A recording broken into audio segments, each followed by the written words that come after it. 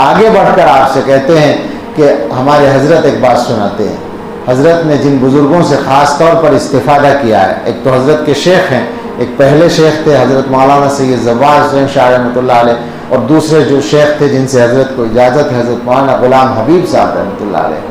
لیکن ان دونوں کے علاوہ بھی بعض بزرگوں سے حضرت نے خاص استفادہ کیا ہے. ان میں ایک بابو جی عبداللہ صاحب رحمۃ اللہ علیہ تھے، جو بابو جی اس لیے کہلاتے تھے کہ ڈاکیا تھے، وہ ڈاک میں ملازم تھے، ڈاک خانے میں، اور پھر ریٹائر ہو گئے تھے.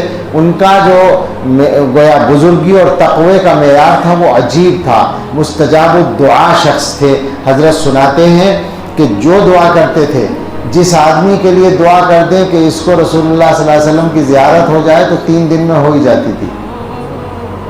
یہ پکا تھا.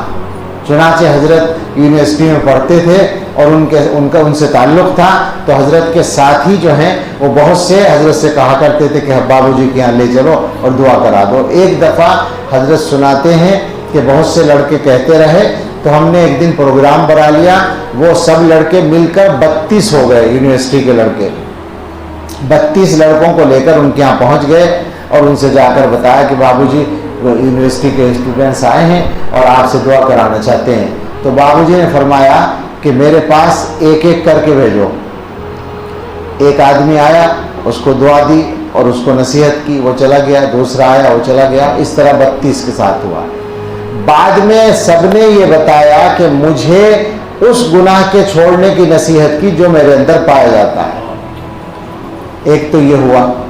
دوسرا یہ ہوا کہ واپس آنے کے بعد چند دن کے اندر اندر سارے ساتھیوں نے بتایا کہ ہمیں زیارت ہو گئی. یہی دعا کرانے آئے تھے، وہ رسول اللہ صلی اللہ علیہ وسلم کی زیارت ہو گئی.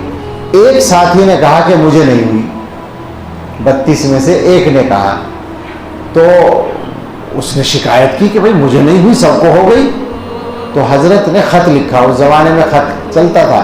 خط لکھا بابو جی کو کہ حضرت سب کو ہو گئی، زیارت ایک رہ گیا. تو بابو جی نے جواب میں لکھا کہ تحقیق کرو، اس کا عقیدہ خراب ہوگا. بعد میں پتہ چلا کہ وہ شیعہ تھا. ایسی شخصیت تھی ان کی. وہ یہ فرمایا کرتے تھے، بس یہی سنانا تھا مجھے، لیکن بتانا تھا کہ کیسے آدمی کی بات ہے. یہ ظاہر ہے قرآن و حدیث کی باتیں ہیں، لیکن بزرگوں کی زبان سے اپنے انداز سے آتی ہیں تو ہمیں آسانی سے سمجھ میں آتی ہیں. فرماتے تھے جو آدمی اپنے ارادے سے گناہ کرنا چھوڑ دے، سمجھ میں آئے، پروگرام بنا کے ارادہ کر کے تیاری کر کے جو گناہ ہے کہ میں اب یہ کروں اب وہ کروں، جو آدمی اپنے ارادے سے یعنی قصدن گناہ نہ کرے، ہو جائے غلطی سے اچانک الگ بات ہے. جو آدمی اپنے ارادے سے گناہ کرنا چھوڑ دے، اللہ اس کی دعا رد کرنا چھوڑ دیتے ہیں.